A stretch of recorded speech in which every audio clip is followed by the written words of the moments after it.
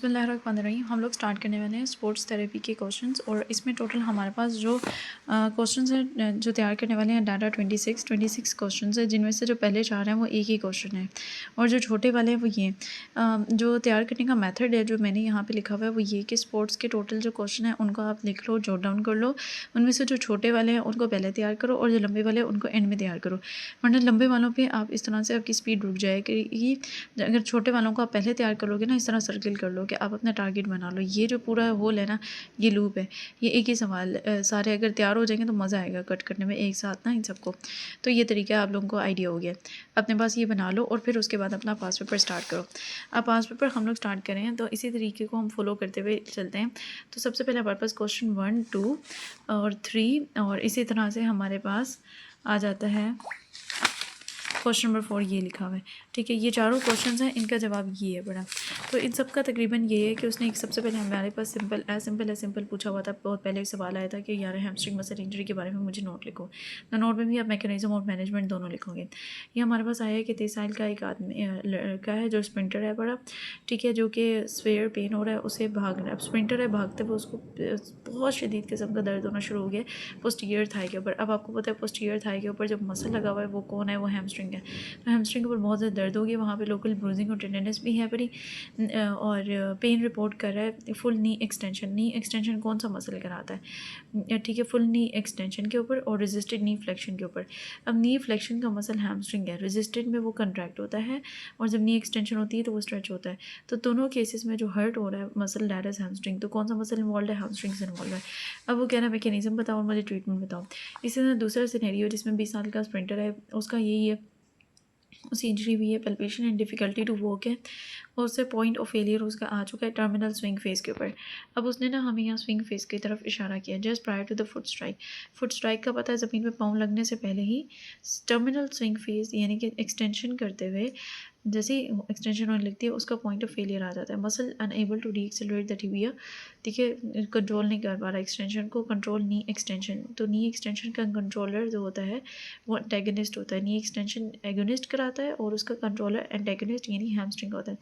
तो उसके इनएडिक्वेट warm up था पड़ा। वजह क्या बताइए, स्प्रिंटर को maximum with large eccentric load जो है बड़ी एट टाइम ऑफ इंजरी है। स्पीड, स्प्रिंटर की स्पीड क्या थी, लार्ज इसेंट्रिक लोड थी टाइम ऑफ इंजरी के ऊपर। इसेंट्रिक कौन था यहाँ पे, हैमजी था। एग्जामिनेशन में हमें पता चला उसका लंबर पोस्टर है, लैक ऑफ फ्लेक्सिबिलिटी है, स्ट्रेंथ बैलेंस ठीक नहीं है। अब बुक के अंदर ये बुक की लाइन है पड़ी जनाब कि जब भी हैमस्ट्रिंग के जो प्री डिस्पोजिंग फैक्टर्स लिखे हुए हैं हैम्स की इंजरी के वो यही है।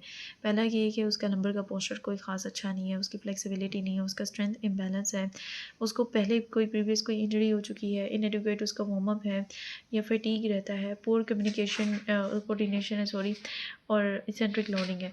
ये सारे हमारे पास स्ट्रेंथ इम्बैलेंस में लो हैम्स टू क्वाड्स रेशो थी पड़ी। ठीक है, ये चीज़ हो गई। अब हम सबका आंसर क्या है, हैमस्ट्रिंग इंजरी भी है। अब वो कह रहे हैं फिजियोथेरेपिकल प्रोटोकॉल क्या है, यानी ट्रीटमेंट क्या है।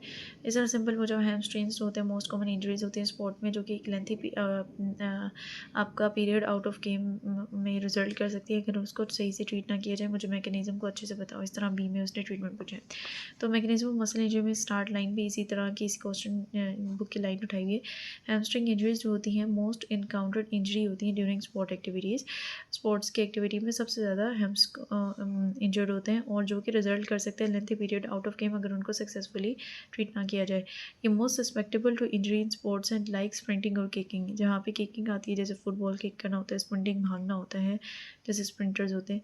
तो स्प्रिंटिंग के दौरान क्या होता है, स्प्रिंटिंग के दौरान जब टर्मिनल स्विंग फेज आता है ना, यानी कि फुट स्ट्राइड से बिल्कुल पहले ही आपके हैमस्ट्रिंग या इसेंट्रिकली यानी कि लेंथन हो रहे होते हैं, वर्क करते हैं इसेंट्रिकली ताकि कंट्रोल कर सके नी के एक्सटेंशन को।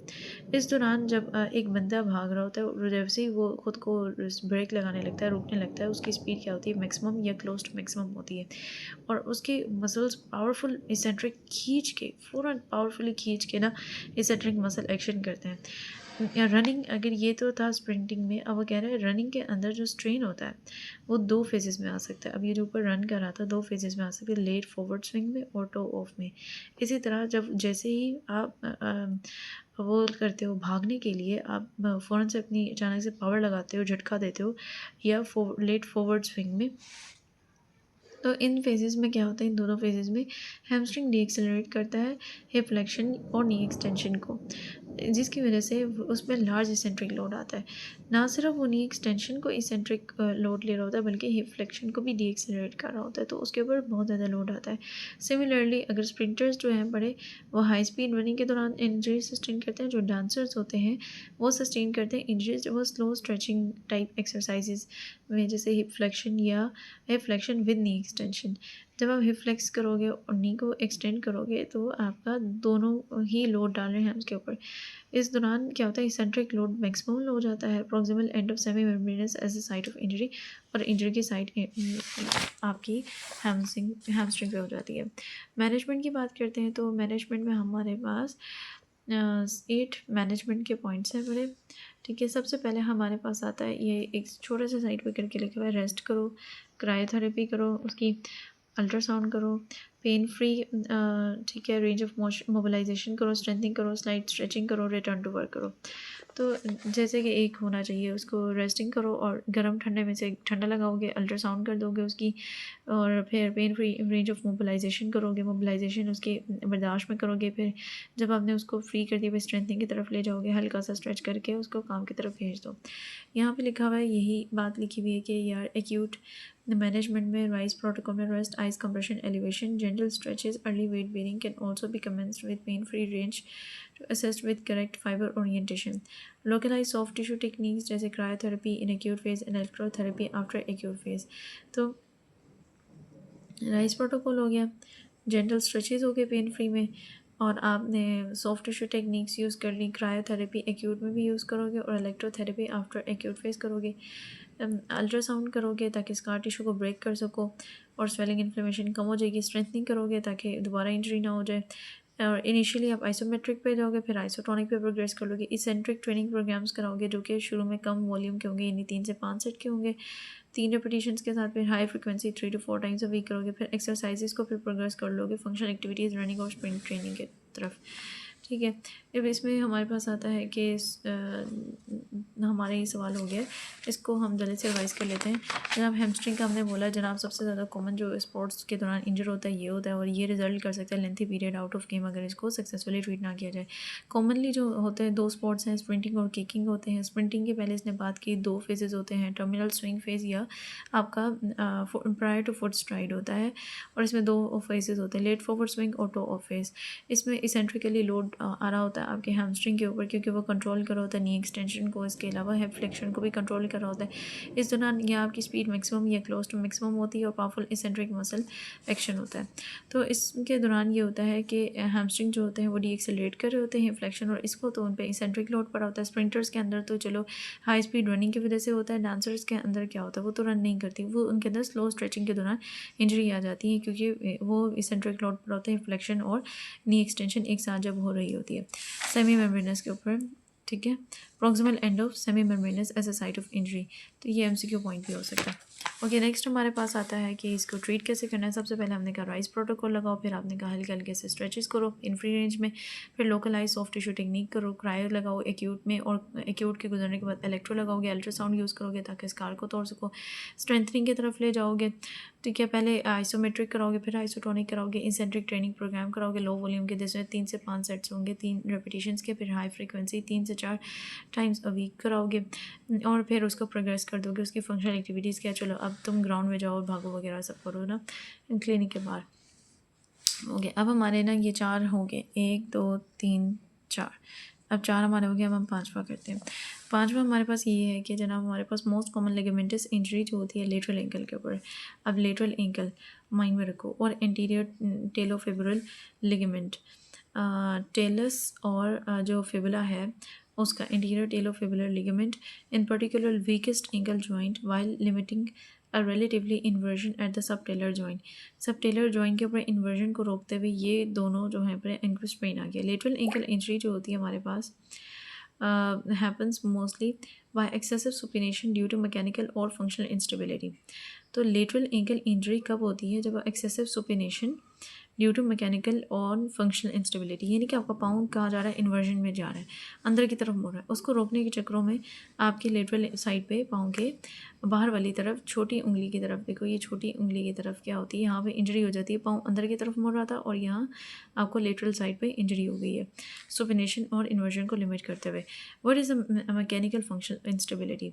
तो what is meant by mechanical functional instability? तो मैकेनिकल और फंक्शनल इंस्टेबिलिटी इन दोनों की डेफिनेशन पूछ रहा है वो हमसे कि मुझे ये और ये बताओ। दूसरा उसने कहा कौन से फैक्टर्स होते हैं जो लेटरल एंकल स्प्रेन का वजह बनते हैं। तो ये कौन से रिस्क फैक्टर्स हैं जिनसे लेटरल एंकल स्प्रेन होती है।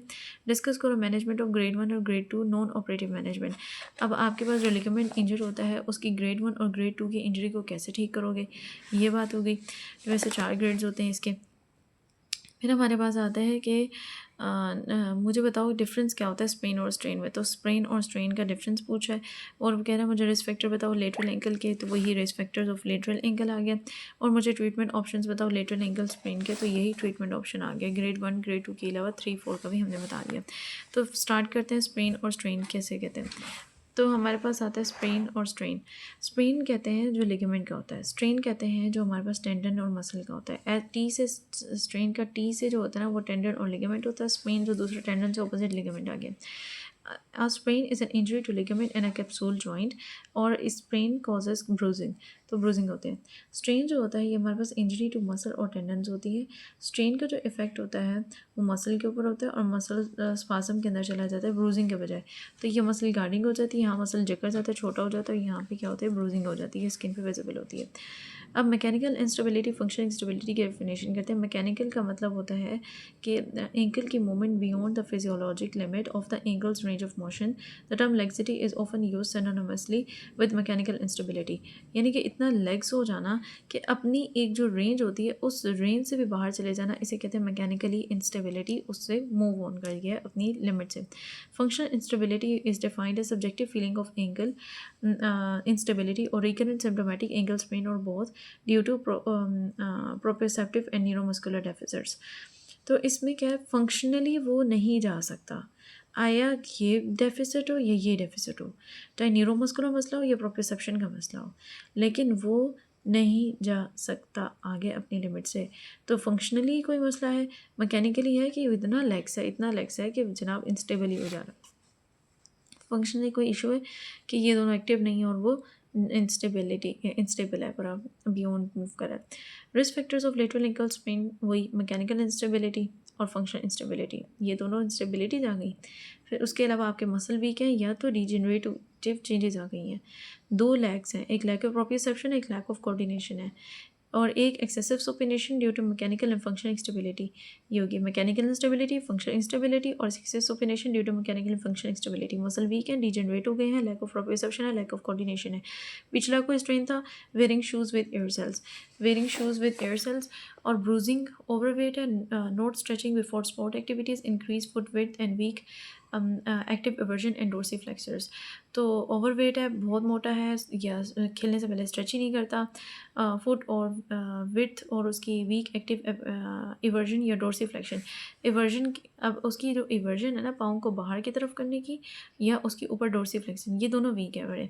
इंक्रीज फुट विड्थ, फुट की विड्थ भी उसकी ब्रॉड है पड़ी और ये दोनों चीज़ें भी उसकी वीक है पड़ी। स्ट्रेचिंग नहीं करता, ओवरवेट है, मोटा है, उसके शूज़ के अंदर एयर सेल्स हैं पड़े, प्रीवियस कोई पुराना ही स्ट्रेन था। 2 इंस्टेबिलिटीज़ हैं along with excessive supination, 2 lacks हैं पड़े, एक मसल वीक है, डिजेनरेटिव मोटा है, शूज़ उसके ख़राब हैं, ठीक है, और ओवरवेट के अलावा स्ट्रेचिंग नहीं की उसने खेलने से पहले, उसकी फुट की विड्थ ज़्यादा है और उसकी ये दोनों चीज़ें वीक है। ट्रीटमेंट करते हैं 1 और 2 का ट्रीटमेंट सेम है पर राइस का प्रोटोकॉल, रेस्ट, आइस, हमारे पास वो रेस्ट, इमोबिलाइज, आइस, कंप्रेशन और एलिवेशन, इस तरह से कुछ भी।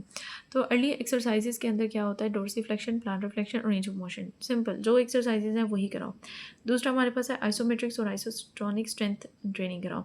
आइसोमेट्रिक्स से स्टार्ट करो, फिर आइसोटोनिक पे शिफ्ट करो, बैलेंस और कोऑर्डिनेशन पे काम करो। तो 4 तरीके हैं, पहले राइज करो, ठीक है, फिर अर्ली एक्सरसाइजेज में उनके छोटी छोटी जो मूवमेंट्स हैं वो करो, पहले उसको आइसोमेट्रिक कराओ, फिर आइसोटोनिक पे प्रोग्रेस करो और बैलेंस और कोऑर्डिनेशन पे काम करो on the wall board. 3rd और 4th में है लिगामेंट रिकंस्ट्रक्शन। अगर इस ग्रेड की इंजरी हो गई है तो आपको सर्जरी ही करानी पड़ती है, लिगामेंट रिकंस्ट्रक्शन। मेडिकेशन की बात करते हैं, एसिटामिनोफेन पेन के लिए यूज़ की जाती है जिसमें, और एनसेड्स और स्टेरॉइड्स जो है वो इन्फ्लेमेशन के लिए यूज़ किए जाते हैं। पेन है तो पैरासीटामोल यानी एसिटामिनोफेन लो, इन्फ्लेमेशन है तो एनस्टेड और स्टेरॉइड लो।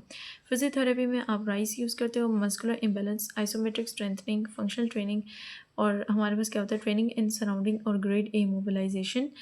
ये फिजियोथेरेपी जो भी कराए, मसल इम्बेलेंस है उसको ठीक कराएं, आइसोमेट्रिक स्ट्रेंथनिंग, फंक्शनल ट्रेनिंग और training in surrounding grade A mobilisation करते हो, mobilisation with movements, planting, taping, aquatic exercises, soft tissue massage करते हो, transverse friction massage, manual therapy, traction और TRPs में ट्रिगर पॉइंट्स का आप इंजेक्शन करते हो। तो ये सारे उसके फिजियोथेरेपी ओरिएंटेड हो गए। अब हमारे पास आता है define modifiable risk factors for bone. ठीक है, तो यहाँ हमने क्या किया, पाँचवा छठा सवाल कर लिया। अब हम सातवें पे पढ़े।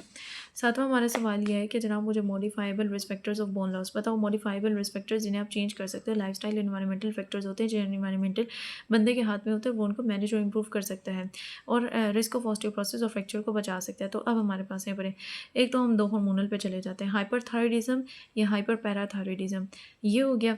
इसी तरह हम बात करते हैं उसकी न्यूट्रिशन फैक्टर्स उसके कम है, उसकी न्यूट्रिशन अच्छी नहीं है, यानी कि उसकी कैल्शियम और विटामिन डी उसकी डाइट में कम है।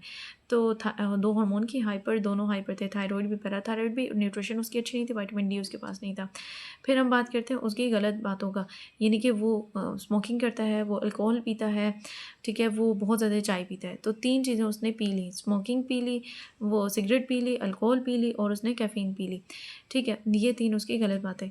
अब उसके अलावा क्या नहीं करता, वो फिज़िकल एक्टिविटी नहीं करता। जब फिज़िकल एक्टिविटी नहीं करता तो हम कहते हैं यार उसके अंदर ईस्ट्रोजन प्रोड्यूस नहीं हो रहा, ये भी हार्मोनल में ही डाल दो, ईस्ट्रोजन प्रोड्यूस, ऑस्ट्रोजन इधर भी डाल दो। और लो बॉडी मास इंडेक्स है, जब फिज़िकल एक्टिविटी नहीं करता तो लो बॉडी मास इंडेक्स यानी कि वीक है, समझो। तो हमने क्या बात की, हार्मोन्स की, हाइपर थायरॉयडिज्म, हाइपर पैराथायरॉयडिज्म और रिड्यूस्ड ईस्ट्रोजन, ये दोनों हाइपर थे और एक चीज़ कम थी, ईस्ट्रोजन रिड्यूस था। ठीक है, फिर उसके बाद हमारे पास आता है कि उसकी खाने में ये दोनों चीज़ें कम थी, न्यूट्रिशनल फैक्टर कैल्शियम और विटामिन डी नहीं है। उसके अलावा वो स्मोकिंग, अल्कोहल और कैफ़ीन लेता है और फिज़िकल एक्टिविटी उसकी नहीं है और लो बॉडी मास इंडेक्स है। तो हमारा यहाँ पे सातवां सवाल भी है वो डन हो गया। ठीक है, फिर हमारे पास आता है फीमेल ट्रायड। फीमेल ट्रायड हमारे पास क्या है, फीमेल एथलीट ट्रायड के अंदर तीन चीज़ें की बात करते हैं, एक तो खाने की और दूसरा उसके मेंस्ट्रुअल साइकिल की और मेंस्ट्रुअल साइकिल नहीं होने की वजह से उसकी बोन हेल्थ की। तो ये है कि एथलीट ट्रायड सीरियस सिंड्रोम होता है जिसके अंदर तीन इंटररिलेटेड कंपोनेंट्स होते हैं। पहली बात यह है वो खाना नहीं खाती। ठीक है, जब खाना नहीं खाते तो ओवरऑल उसकी मेंस्ट्रुअल साइकिल पे क्या होता है, एमेनोरिया हो जाता है, उसको मेंस्ट्रुअल साइकिल स्टॉप हो जाता है। जब मेंस्ट्रुअल साइकिल नहीं होगा, एस्ट्रोजन वगैरह नहीं होगा, ऑटोमेटिकली हड्डियाँ जो होंगी वो खोखली हो जाएंगी। Athletes most at risk of participating in sports in which success is वो स्पोर्ट्स जिसके अंदर सक्सेस जो होती है वो पतला होने की वजह से या एस्थेटिकली बस पतला होना एक फैशन होने की वजह से माना जाता है, तो वो इस चीज़ में इसका रिस्क बन जाती है फीमेल एथलीट ट्रायड का। फीमेल एथलीट्स के अंदर मेंस्ट्रुअल डिस्फंक्शन आना शुरू हो जाता है, साफ ज़रा थिन रहने के लिए खाना नहीं खाएंगे, मेंस्ट्रुअल डिस्फंक्शन आएगा, मेंस्ट्रुअल डिस्फंक्शन होगा, लो बॉडी मास डेंसिटी हो जाएगी और एमनियोथेटिक एथलीट्स की। तो ट्रेडिशनली ये एक्सेप्ट किया जाता है कि reason for decrease in BMD and companies menstrual dysfunction हो जाता है। क्रॉनिक आपका जो ईस्ट्रोजन होता है वो क्रोनिक किस्म का हाइपो हो जाता है। जब वो हाइपो होगा तो एज अ रिजल्ट आपका क्या होगा, बोन स्ट्रेस इंजरीज होना शुरू हो जाएंगी, डिसऑर्डर ईटिंग पैटर्न्स और बोन स्ट्रेस इंजरीज हो जाएंगी। हाई ट्रेनिंग, जबकि वो क्या कर रही थी, हाई ट्रेनिंग लोड की तरफ जा रही होती हैं तो एनर्जी बैलेंस होता नहीं है, वो खाना वैसे नहीं खाती और ट्रेनिंग बहुत देखो, खाना कम खाना, एक्सरसाइज बहुत करना, एनर्जी कम आ रही है, जा बहुत ज़्यादा रही है। उसके अलावा उनके मेंस्ट्रुअल साइकिल इफेक्ट हो जाता है, हाई क्रोनिक किस्म का ईस्ट्रोजन लेवल डिक्रीज़ हो जाता है, एनर्जी बैलेंस कम हो गया और हड्डियाँ जो है बड़ी वो स्ट्रेस इंजरीज़ की तरफ, इवन स्ट्रेस फ्रैक्चर्स की तरफ चली जाएंगी। तो ये ओवरऑल फीमेल एथलीट ट्रायड है। ज़्यादा अच्छा आपके पास वो गायनी वाले में लिखा हुआ था, वहाँ से पिक कर लेना चाहिए हमें। ओके, यहाँ से हमारा जो आठवां सवाल है वो भी डन हो गया। और write down common acute injuries in sport. Acute injuries कौन सी होती हैं, जो कि यार फ्रैक्चर हो जाना, आपके जो लिगामेंट्स है वो हो जाना ख़राब, आप नी के अंदर ACL और मेनिस्कल मोस्ट कॉमन है, आपके मसल का स्प्रेन या स्ट्रेन हो जाना, रोटेटर कफ बाजू में और ये डिसलोकेटेड शोल्डर। 2 अपर लिम्ब की हैं, एक आपके उसकी है और एक आपकी हड्डी की बात करके जना फ्रैक्चर हो गया, एक हमारे मसल की बात है। तो हमने क्या किया, हमने क्या सबसे पहले अपर लिम्ब से करते हैं, शोल्डर डिसलोकेट हो गया, रोटेटर कफ इंजर हो गया, ठीक है, ये दोनों मोस्ट कॉमन हो जाते हैं। और नीचे की बात करें, घुटना सबसे पहले आता है, दैट इज़ हमारा ACL और मेनिस्कल की इंजरी हो जाती है। हड्डी की बात करें फ्रैक्चर हो जाती है, मसल की बात करें स्प्रेन स्ट्रेन पड़ जाता है। तो ये मोस्ट कॉमन है। इसका बीटा ये है कि मुझे बताओ pain management in acute musculoskeletal injury या management of strategies of acute sport injuries, ठीक है।